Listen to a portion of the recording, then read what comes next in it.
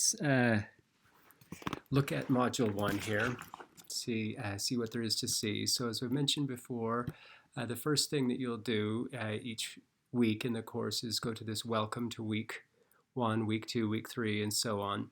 And when you are in this part of the module, I will always include links to the instructional videos and introductory videos that I'm going to post for that module, as well as a quick to-do list for you to look at.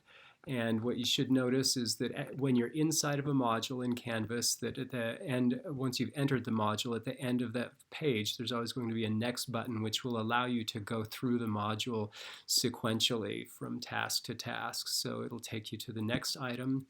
I'm clicking there. So one of the first things that I want you to do is I want you to do this introduction piece. Because we're all online, I have the challenge of needing to be able to learn who you are and a little bit more about you.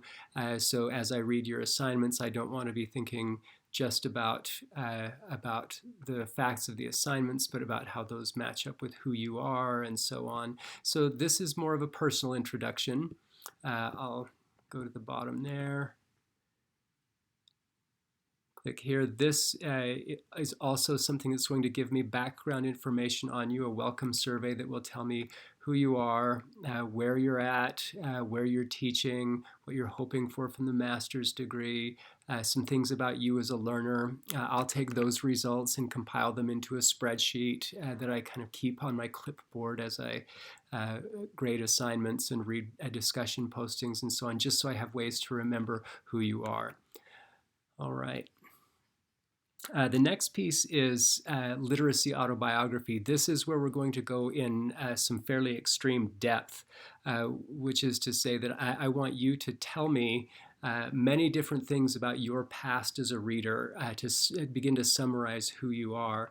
In past years, I used to do this as a paper that you would write, a literacy autobiography, but after reading dozens and dozens of those over the years, I found out that I was hearing some of the same kinds of stories over and over again in the categories that I was asking about.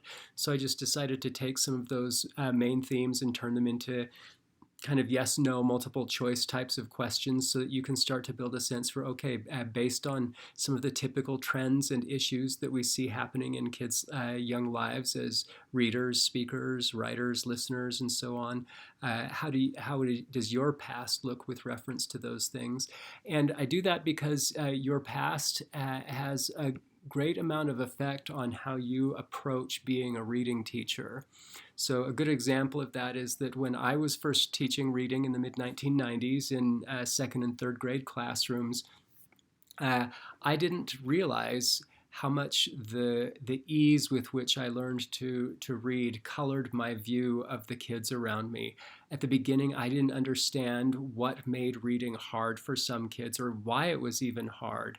And I know that I probably made some mistakes early on there because of that past that I had. Some of you have exactly the opposite experience, which is that reading did not come easily to you, so you have loads of empathy for those kids who have difficulties finding their path forward in reading, but maybe not as much empathy for the kids who still need a teacher when reading kind of comes automatically to them. So there's kind of that spectrum. That's only one of the questions. So there's 70 questions about your background as a reader, and you should be thinking about, how does this tell my story?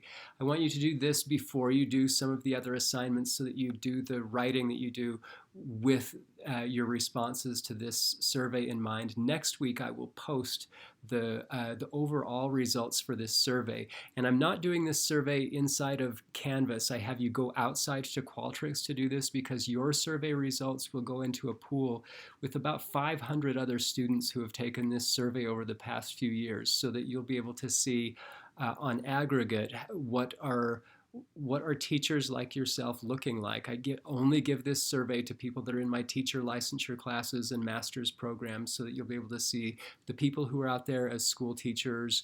Who are they as readers, and what are some of the trends? It'll be fun to see that with you. But again, the responses that you give to the assignments this week, keep yourself as a reader in mind as you do those. Best Practices, Chapter 1. This is directly from the 6th edition of the textbook. I've uploaded it here. I'm going to move this screen over so you can see. When a file like this, a PDF file, opens inside of Canvas, it opens in this little tiny window. If you want to download that file, you would click on this link right here so that it would download to your computer.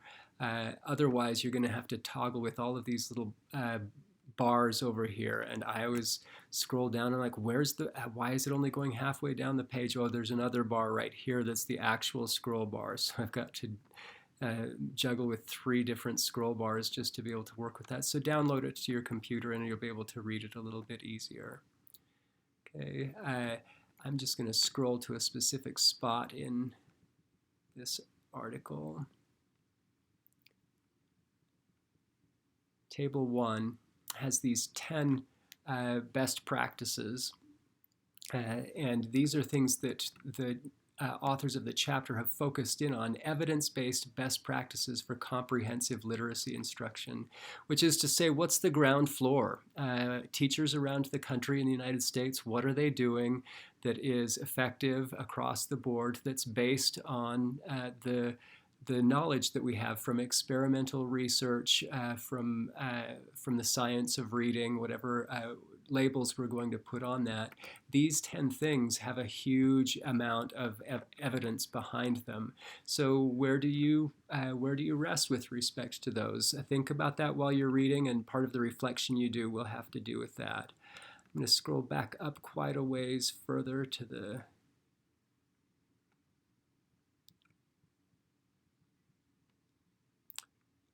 not going to go all the way to the top. Whoops, I skipped over it. These bullets right here.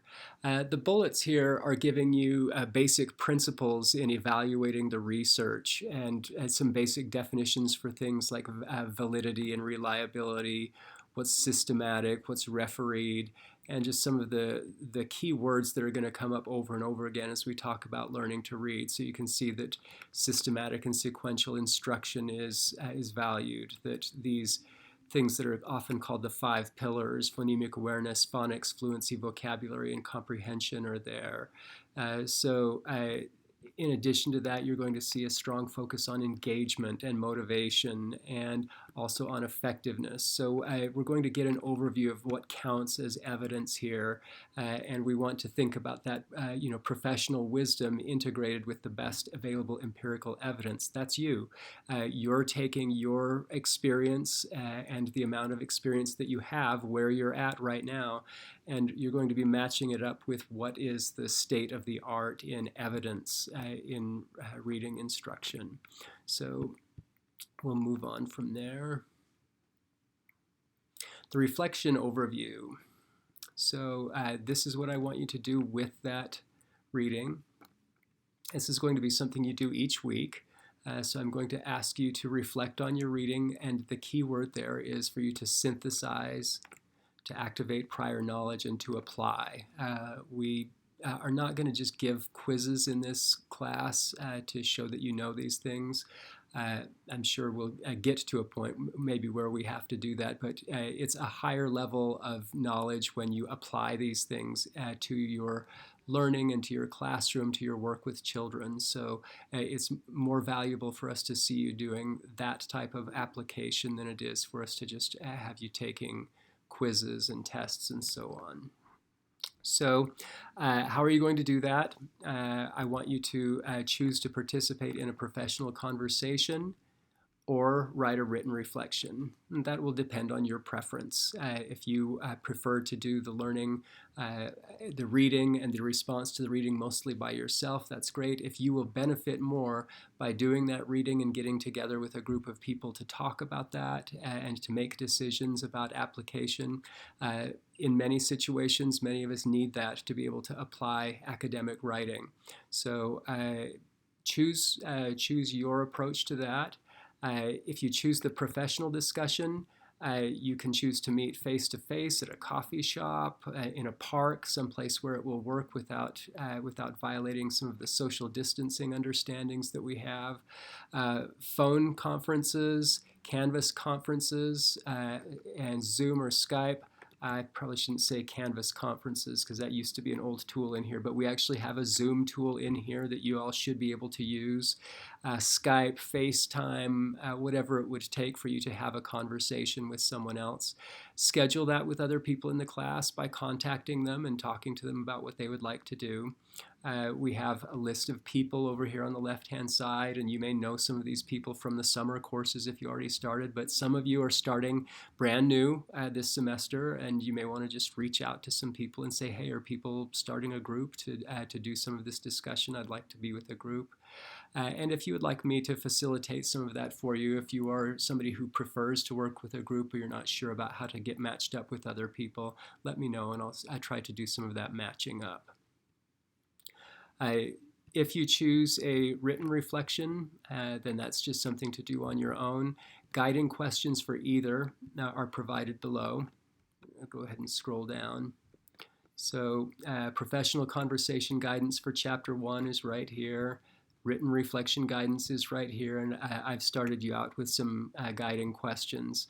I've got to change that. It's not Presley who's the main author on that book chapter anymore, so I'll get in and change that.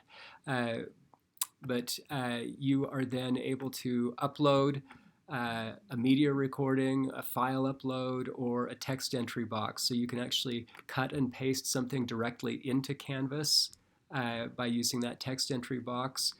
You can upload a media recording, which could be a video or an audio recording, or you could upload a PDF document or a Word document directly into Canvas if you've typed something up as your summary of either the conversation or your written reflection. Okay. Next, the My Ideal Bookshelf. This is based on a book by Jane Mount and Thessaly LaForce, where they pulled together people in the world who are respected authors, artists, and so on, and asked them to just draw a picture of their ideal bookshelf and get those books out there for us, and then to tell us a little bit about why those are ideal books for them. And it's a small bookshelf, so you're usually going to see something on the order of 7 to 12 books on somebody's ideal bookshelf. And the key thing that they do is they actually do these kind of sketchy hand drawings of just what your bookshelf would look like. Is this a thick book? Is this a thin book? Is this a paperback? Is this a hardcover? And just doing some coloring and drawing of what the bookshelf would look like, and then the writing that goes along with it is probably the more important thing. But to actually give these books just a little bit of this loving attention to show that they're books that have made a difference to you in your life. I hadn't stopped to think about what it would look like if these things that made a difference in your life weren't conventional books. What if it was more like a magazine? What if it was more like the Sunday comics? I'm open to those kinds of innovations on this. I know that a lot of people, their early binge reading is going to happen with something like comics or with magazines rather than with conventional books. So if there are books that have changed your life as a teacher, professional books, self-help books, those kinds of things are all great as well. So open door to books that make a difference for you in your life. I'm going to come back to the Canvas page. I just kind of got started on what that writing might look and feel like, and a couple of books that were influential for me. A little bit of background knowledge on the My Ideal Bookshelf project. Here's a link to a magazine that promoted the book, where they posted a couple of the bookshelves from some famous people. And then I've just given you the idea that you want to do part 1 and part 2, and turn that in so you can post your image. There's a discussion board titled My Ideal Bookshelf. You can go there. I'll make sure I get a link to that there so that you don't have to dig around to find that. But My Ideal Bookshelf, you can post that image, and then that reflection will be submitted here. So the pictures, since they're on the discussion board, those will be out for everybody to see. The reflection is something that you're going to submit here in this assignment box. Okay.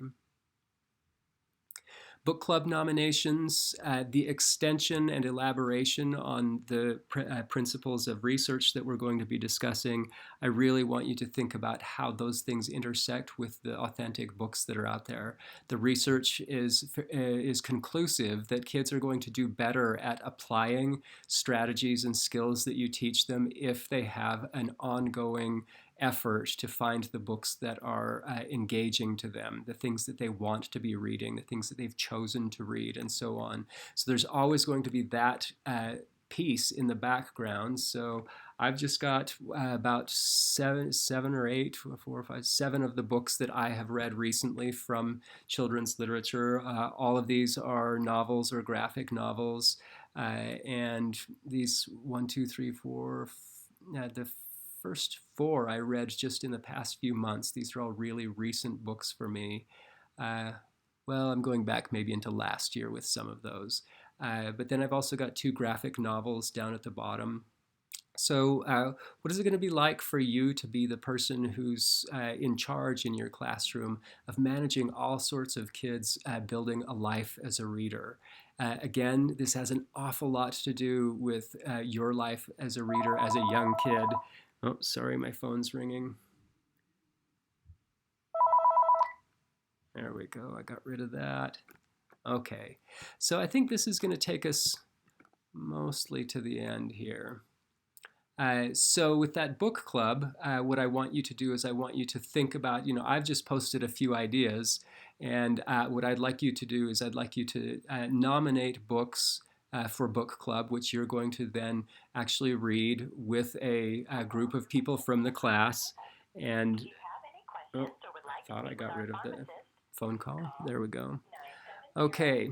So I want you to post any nominations for books and have these based on recent experience, favorite books, and so on. What are some books that you would like to read with a group of people and have a good discussion about the role of those books in teaching people to read? What kinds of comprehension are you going to gather from those books? What kinds of vocabulary are you going to encounter in those books? And what role would instruction need to play if you brought those books to the attention of young readers? Okay. So next, and that's it. That took us to week 8. So that actually gets us off into the next module. Looks like I've got some dates to fix in here. I'll go ahead and get in and fix those, make sure all of the links are looking good. But I'm going to go ahead and post this now so that you all can get in and start looking around. I'll fix some of the little things after I've posted it. All right. Thanks, everybody.